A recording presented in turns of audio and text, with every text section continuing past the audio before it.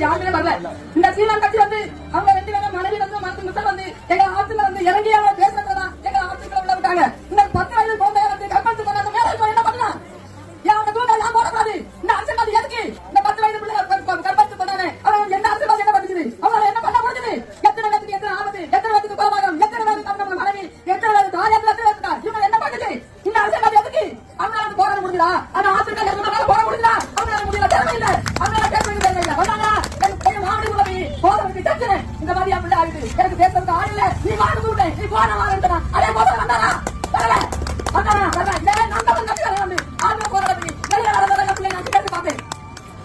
என் ஜீவன் உள்ள வரையும் நம் தான் கட்சி வந்திருக்கு. நான் நன்றி சொல்ல கண்ணோட இருக்கேன். நான் பிள்ளை வந்து அது ஒரு தெரியல எந்த அரசியல் வரல எந்த நேரம் வரல எனக்கு வேற ஒன்றும் தேவையில்ல. இந்த 10 வயது பிள்ளைய கற்பழித்தாரு அவங்க என்ன பண்ணா? அவங்களால தூக்கல போடுறதா? எத்தனை இடத்துக்கு போற எத்தனை குடும்பம் சீரழிஞ்சு அவங்களால பண்ண முடியல.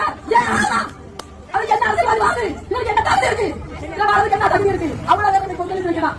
எல்லாம் ஜாதி இடத்துல ஜாதி நமக்கு ஜாதியா நமக்கு ஓட்டு பறக்கு ஜாதி தேவையா? தேவையில்லை.